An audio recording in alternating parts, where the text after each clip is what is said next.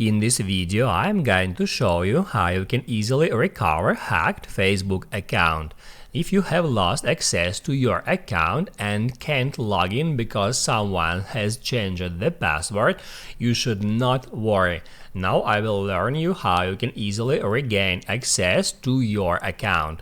Be sure to watch the video to the very end so you don't make any mistakes, and of course do not forget to like this video and subscribe to my channel. So let's begin, and the most important thing is to use the device from which you have already logged into the account many times. This is very important for Facebook. That's how it knows it's you who is trying to access the account. I have iPhone, but you may have Android, PC, Mac, iPad or whatever. The process is really similar for any device.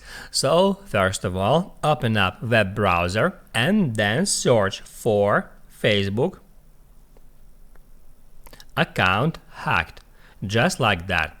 That will show you the results. You should tap at the very first. That is official Facebook website, and once you are taken to this page, just tap where it says recover your account if you think your Facebook account was hacked. Just tap on it to expand it and then scroll down for a bit until you find the link which is called visit this page. You can tap on it and you will be taken to that page where you should tap at my account is compromised.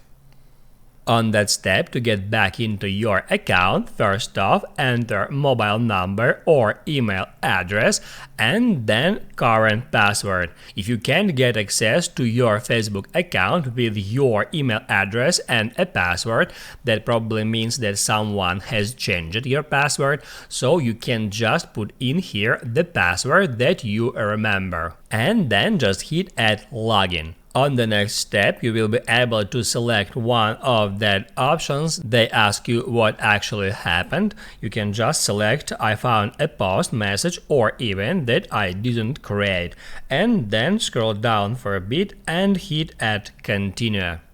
Then hit on get started. And now it says that it looks like some changes were made to your account, and now will help you to change your password.